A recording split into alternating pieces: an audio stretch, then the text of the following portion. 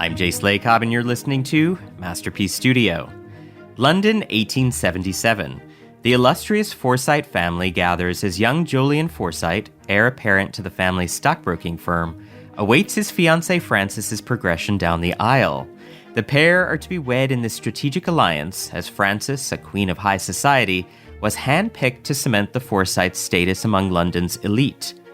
However, despite their wealth, alliances, and appearances, London's old money families do not entirely welcome the Forsytes with open arms, particularly Lady Carteret of the well-heeled Carteret family. Ah, Lady Carteret. Oh dear. We were hoping to keep Miss Louisa to ourselves. My apologies. Do you know Mrs. Frances Forsyte and her daughter, June? Good day to you. How do you do? We need a gown for June's 18th birthday ball. I hope you received our invitation. So kind. Try not to let Mrs. Forsyte monopolize you. 10 years on from her wedding, Frances, now settled into life as a shrewd and calculating member of the Forsytes, has grand plans of uniting the Forsytes and the Carterets through a marriage between her daughter June and Lady Carteret's grandson Horatio. But Lady Carteret isn't too keen on shortchanging her grandson's future. And what are Horatio's plans after Cambridge? I hope we'll see more of him in London. My grandson and his sister have a very full calendar, as I'm sure you'll appreciate. Today we're joined by acting legend Susan Hampshire to discuss playing the wealthy Lady Carteret in The Forsytes, as well as Fleur nearly 60 years ago in the 1967 version of the Forsyte Saga.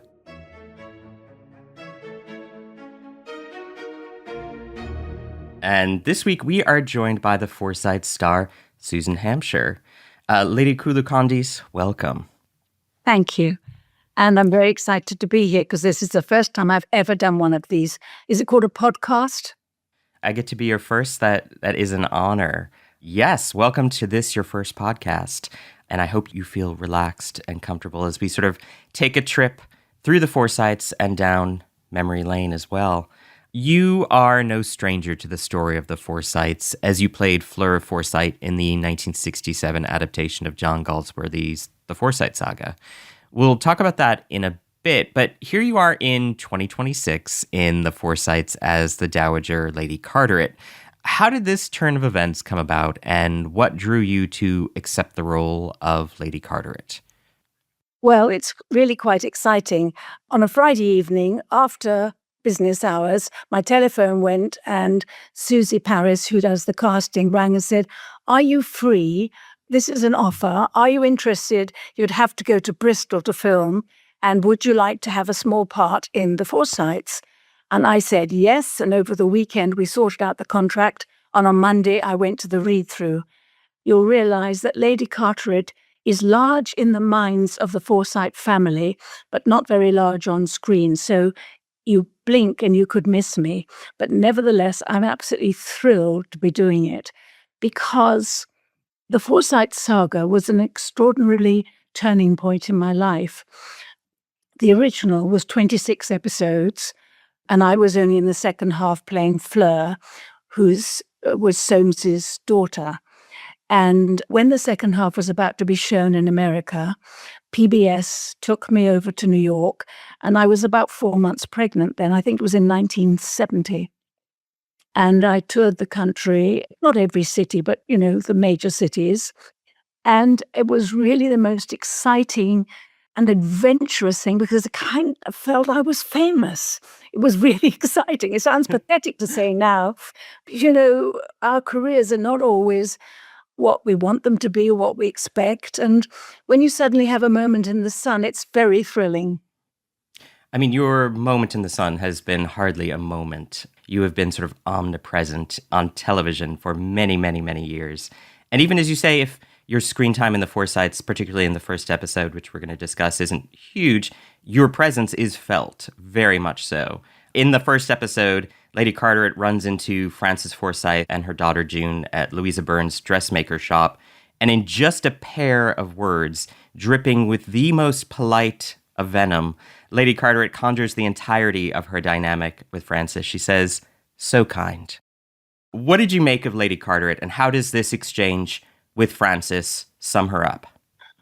Well, Lady Carteret is a snob. She's old money, and the Forsytes are new money. And I think she rather enjoys being a little bit mean.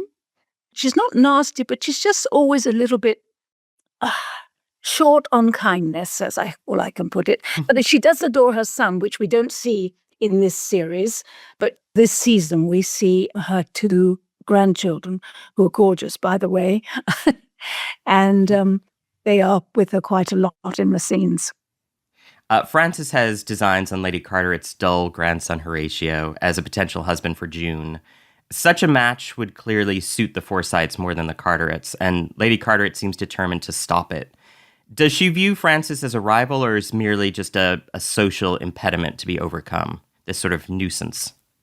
I don't think Lady Carteret is intelligent enough to know what an extraordinary human being Frances Forsyte is. I mean, it's one of the most interesting characters in the whole series, and it's actually brilliantly played by Tuppence, and it is the most rewarding part. And you could think that she's a very nasty woman. She is not. She's just a woman protecting her territory and doing everything in her power to please her in-laws and also have a successful marriage. Her first husband, Frances' first husband, died, and she has a child who is just about to come out. That means come out into society, who's 18. And I think she navigates the world of the rich Forsytes who are only thinking about money and her heart extremely well. But she is the most important character. The scripts concentrate on three main women. Of course, it concentrates actually on most of the women, with let's say about 5 or 6. And I think the scripts are, I can't swear, but I was going to say something strong, wonderful, absolutely wonderful. And Debbie Horsfield has done a brilliant job of drawing us in emotionally. And once the audience accept that this is not the Forsyte Saga, this has taken characters from the Forsyte Saga, and it's the women's characters, and imagine their story before the books began. And so that means for the first couple of episodes, there's a lot to absorb, but the payoff for the final episodes is phenomenal. It's so emotional and gripping, and I think it's thrilling. I mean, I wish I was young and playing one of those parts again. So you mentioned the women. I do want to talk about the relationship between Lady Carteret and Anne Forsyte, played by Francesca Annis, which is slightly more ambiguous. What do these two matriarchs think about each other, and how did you approach your scenes with Francesca? Well, Francesca is absolutely adorable, and I have to say, she looked absolutely amazing. Her costumes were, I mean, all the costumes are great, but her costumes were simply stunning, and her wig and makeup and everything. And she was allowed to wear eye makeup, and I wasn't, so I was pretty envious of her, is all I can say. I think that neither Francesca or I totally understood our relationship. We were a little bit mystified, but that's quite good because, then the audience can decide for themselves. But both of us often used to say, I'm not quite sure why we're being so nasty to each other or why we're not more friends. And then we would say the lovely lines we were given, but we were both mystified as why we had to be mean to each other, since we were both women of a certain age. Of course, I am a lot older than, I was supposed to be playing somebody younger than her. And in fact, I'm 10 years older than Francesca. So I was having to pull my shoulders back and my stomach in and all of the things you try and do. We try not to look 100. But anyway, she was such a lovely person to work with, and she was very nice. And I was very lucky to have scenes with her. After time away from television, was it daunting to step back on to a television production set again? Even given the career you've had, was there any sense of trepidation or nervousness about joining a cast again? Yes, I have to be honest. I was very, very, very nervous my first day. The reason that I stopped work for 20 years was I was looking after my husband who had dementia. So, of course, I wasn't in the business anymore. You know, the last thing I had done was Monarch of the Glen and an Oscar Wilde play. And so I just wasn't used to working. And so, therefore, I found it quite challenging. But I loved it. I loved being back in the business. I loved, the smell of the sets being painted and the costumes. And I don't know, I went back to my old life because I did my first film when I was 9. So it was lovely for me to go be back to work. You once said in an interview, I often start off understanding a character by learning what she has to say. The more you speak the sentences, the more the character evolves. How did you look to use that process with Lady Carteret? How did you feel the character evolved through that use of repetition? There are 3 things that I find my way into a character. One is by moving around and pretending I am the character. So my body is helping me to remember the lines, and my body is being the character. The other thing is if my costumes express the character, which, if the hat isn't right or the fit isn't right, then you never feel the character. And thirdly is through being very familiar with the words. And I remember when I was working with Albert Finney doing Night Must Fall, he said, the important work you do for any role is the homework that you do in learning your lines and preparing yourself before you go on the set. And I think that's quite old-fashioned now because the youngsters come on the set. I'm not talking about in this program, but in some programs, and they sort of wing it, really. I think there is a spirit of improvisation that has sort of taken over the entertainment industry, that sort of you say what you feel rather than what's possibly on the page. And I think a lot of actors have sort of really leaned into that feeling, that ethos, that I am the arbiter of my character. I know what my character would say, rather than sort of through repetition, through rehearsal, living the character, being the character, so that the reality comes through the words on the page.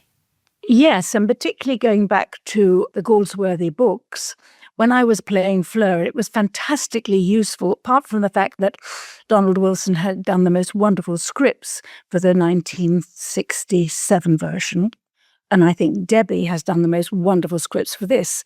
And we had to be word perfect for the Debbie scripts. And certainly with Donald Wilson, we had to be word perfect. And I found going back to the books, the Galsworthy books, there was so much, maybe just a tiny sentence where she shrugs her shoulder and shakes her head, something which would so enrich what one did with the character. And I can only say how lucky I was to have played such a complex, difficult, unsympathetic woman as Fleur. She was a girl, actually, but I completely understood her. She's nothing, I'm not anything like her, but I just loved her. While Lady Carteret is a creature of the Victorian era and Fleur Forsyte a modern flapper age woman of the 1920s, what do you think these two would have thought of each other had they somehow crossed paths? I think Lady Carteret would have been absolutely appalled by Fleur Forsyte. She would have thought she was the most awful creature. And I don't think they would have got on well at all, although they both have a little bit of sting in their tail. Just a psst, both of them. Little scorpion's venom. Yes, a little bit, yes. With your presence as Lady Carteret, you provide a thematic link between the Forsytes and the 1967 adaptation of the Forsyte Saga, a role that earned you an Emmy Award for your turn as Fleur. How does Galsworthy's story of family rivalries and social mobility reflect the times we live in, whether that be the 1960s or the 2020s? I do think that a good family story with family conflict, their need for money, their ambitions, their love affairs and everything is universal. I think these emotions that happen within a family are the same. They're just governed by different rules of etiquette, manners, the fact that we have television now, we have mobile phones, all of these things slightly change one's life, and therefore we're less respectful, we communicate in a different way. But I think what is in the heart of us remains the same, and the need for love, the need for food on the table, it doesn't change. So, the Forsyte Saga was a colossal hit around the world, including here in the States, where its success led to the creation of Masterpiece itself.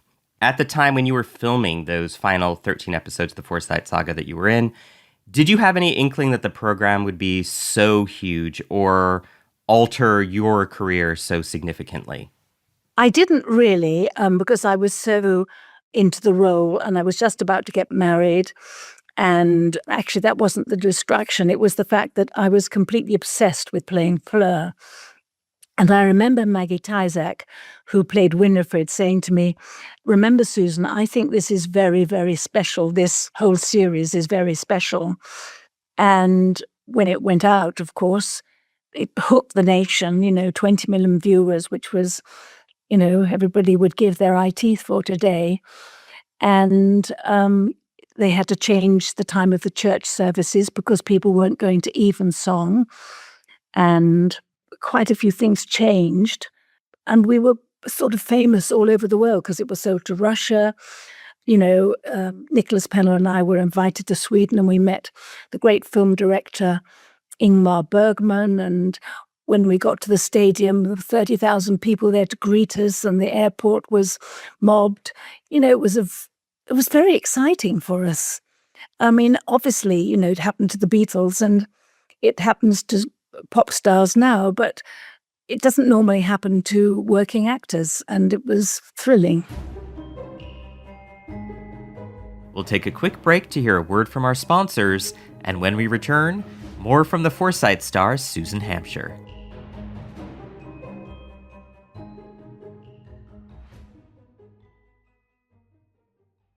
Ocean voyages, expeditions, river journeys. Viking is dedicated to bringing travelers closer to the destination, offering a small ship experience and a shore excursion in every port. Learn more at Viking.com. And we're back with actor Susan Hampshire. It is momentous to me that you are on screen in The Forsytes on Masterpiece in 2026, 55 years on from the show's creation. Given how important a role you played in Masterpiece's beginnings with the Forsyte Saga, which aired before Masterpiece was created, and then the first Churchills and Vanity Fair, to what do you attribute your career longevity? I think I was lucky, first of all. I mean, luck is a huge, huge part of one's working life. And there could have been other people who had been better for the Palaces or to play Fleur. Although it was quite exciting. I just made a film. I'm digressing. I just made a film in France with Charles Aznavour called Paris au mois d'août, Paris in August. I eventually married the director of this film. And because I spoke fluent French by now, at this point, when I was interviewed for the part of Fleur, Donald Wilson said, "I just knew you were my Fleur because you spoke French." I don't know why I've digressed so drastically, but anyway, that was one of the reasons that I got the part, because I spoke fluent French and we were in a French restaurant for him to interview me for the role. But there's luck for you, isn't it? I didn't speak fluent French before, but I spoke fluent French when I met Donald Wilson, who'd written the scripts for our version of the Forsyte Saga. And, I got a job, which was an amazing part. And it's luck, isn't it?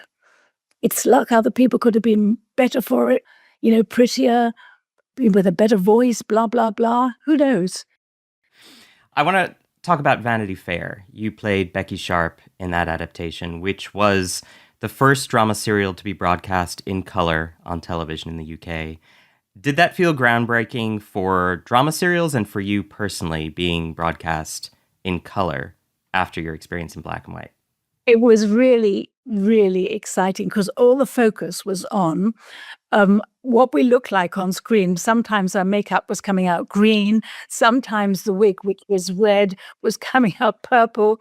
I mean, the rushing down from the control box to us on the set was, what are we going to do? Spray her with brown so her hair doesn't look orange, whatever.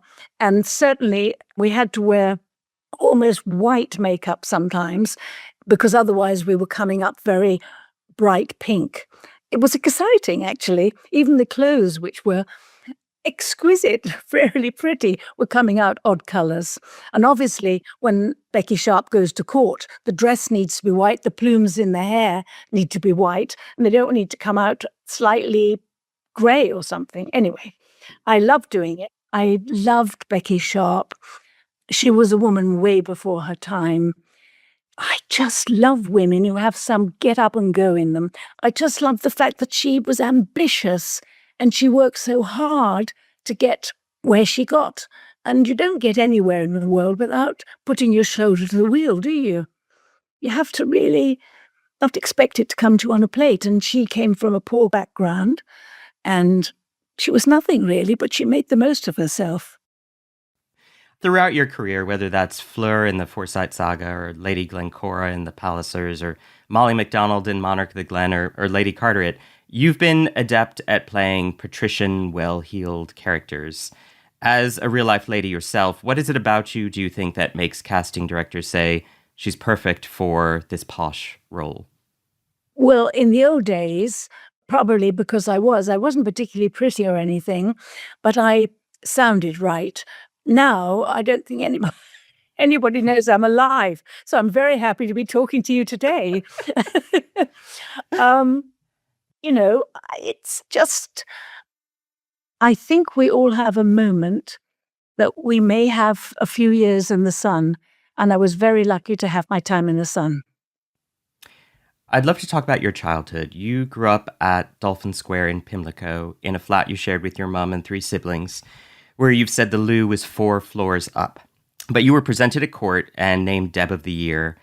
Looking back, how did your childhood shape you and your aspirations? Well, first of all, I must say my mother was a remarkable woman. She came from a very, very poor background, and because her father was rather violent, her mother wouldn't let her go to school because she was frightened to be left alone in the house. So my mother left school, whatever schooling she had, at 14, and she managed to start a school of her own, teach dancing to some of our great, great ballet dancers like Anthony Dowell and Maina Gilgood, and have a wonderful educational school which had lots of clever children in it. And when I was little, my mother never gave up on me. And I think children who have a difficulty in life, whatever difficulty it may be, if they're lucky enough to have a teacher or a parent, a mother or a father who supports them and encourages them constantly, those children will do really well in life. And I'm still very dyslexic, but I was very, very lucky to have the huge support of my mother and my 2 sisters, who were also very, very kind to me, and my brother. And without that support system, I would have just been in the gutter, really, because at that time, nobody knew what dyslexia was. And I didn't actually know that I was dyslexic until after my son was born. And we went to the pediatrician, and he said, "Oh, are there any family illnesses?" And I said, "Oh, nothing except I can't read or write, but apart from that, we're all pretty healthy." And it just happened that this doctor, was trying to do research on getting dyslexia medically recognized. So he diagnosed me, and I knew that I was dyslexic and not an idiot. It was quite exciting, really. I mean, you were aged 30 when you got that diagnosis. Yes. You've said your dyslexia, quote, let you see the world in a different way. And I remember hearing that you wanted to become a nurse, but the course required Latin. How did your dyslexia influence your career, given the swaths of dialogue you'd have to memorize as an actor? I think when you want to do something, no matter how many hours you spend learning your lines or preparing, you don't mind. It's no effort. I mean, when I was young, I didn't go to parties or go out with people in the evening. All I was ever doing was learning my lines. And I never wanted to be the person that arrived on the set not knowing what I had to say next. Being dyslexic made me realize I did not want to be at the bottom of the pile. Okay, so I couldn't be a nurse because I couldn't do the Latin. And I was very ambitious when I was young. For survival, it wasn't to be a star. It was just to survive and earn a living and do the job I love. I had made my first film when I was 9, quite by accident, playing Jean Simmons as a child. But really and truly, I suppose I left school at 15 and I was prepared to do, sweep the stage, make the tea, do the odd jobs. I was often asked to be on the book, which means you have to prompt people if they go wrong. And can you imagine anything worse than having a dyslexic teenager prompting? And I couldn't even find the word on the page, let alone read it out. So that was pretty disastrous. But I was prepared to take any job in the acting profession, whether it was one line or a walk-on or being the back row of, often ballet companies just have people to be in the crowd scenes, or opera companies. You might get £5 for doing it. And I'm not ashamed to say I'm a workhorse, and I was prepared to do anything to survive, really. And luckily, I did survive, which is and thrived. A great privilege, yes. I want to ask, while filming 1963's The 3 Lives of Thomasina, you met Walt Disney himself. What do you recall of the meeting, and what was Walt like in person? Well, it was like being in the presence of a king, really, because he was very kind, very polite, very, very family-orientated,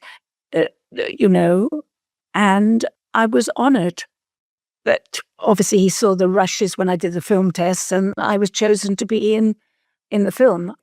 It was exciting. I didn't realize at the time how exciting it was to meet such a huge person in the film industry, but often you do things when you're young and you don't appreciate how important they are.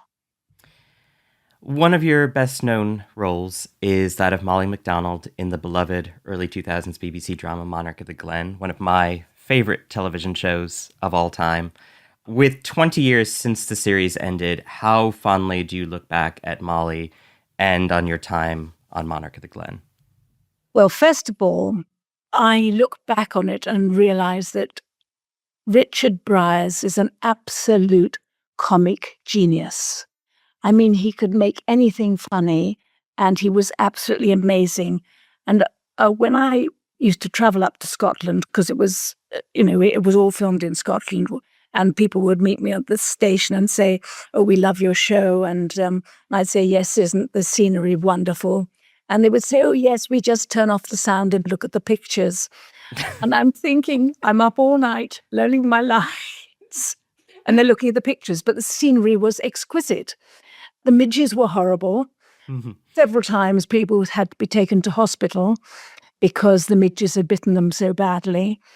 And I didn't find it easy my first year up there, but I adjusted as time went on, and I was very happy to have done 7 seasons of the show. Very lucky. You said luck. I would say talent.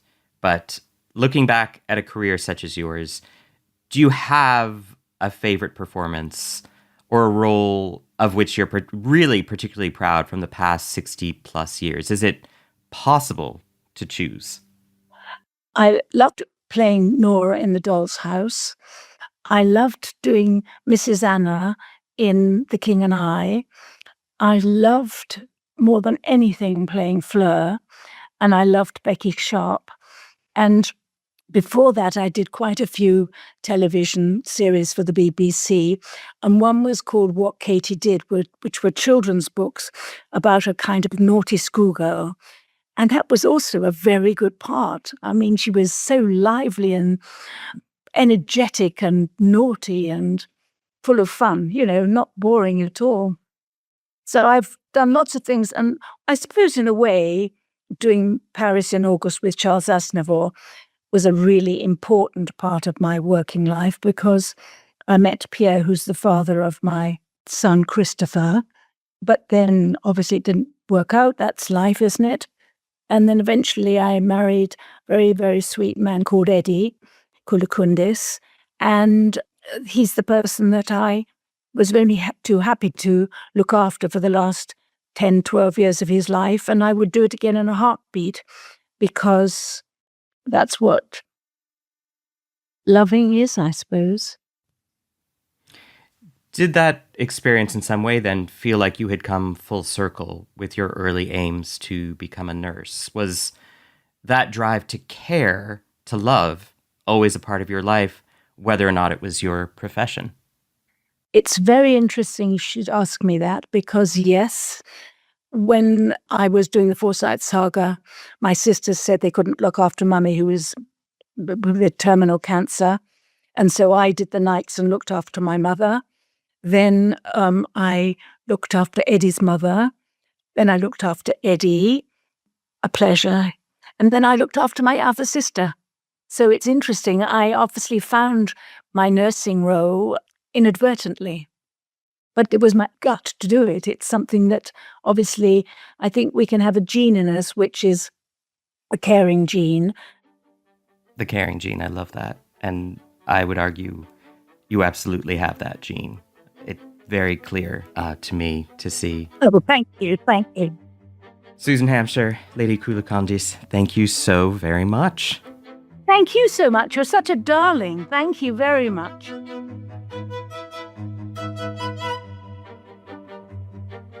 Next time, Frances Forsyte does all she can to keep it together after receiving some life-changing news. News that she must handle with the utmost care. So, I was thinking, Mama, I need a new riding coat, so shall we visit Miss Louisa today? I think not.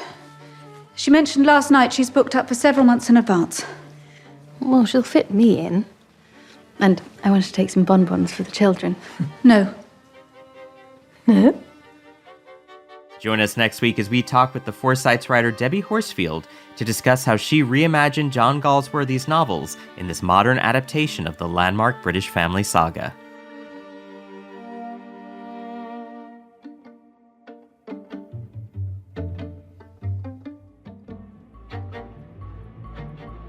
Masterpiece Studio is hosted by me, Jay Slaycobb, produced by Jack Pombriant, and edited by Robin Bissett. Elishaba Etup is our sound designer. The executive producer for Masterpiece is Suzanne Simpson.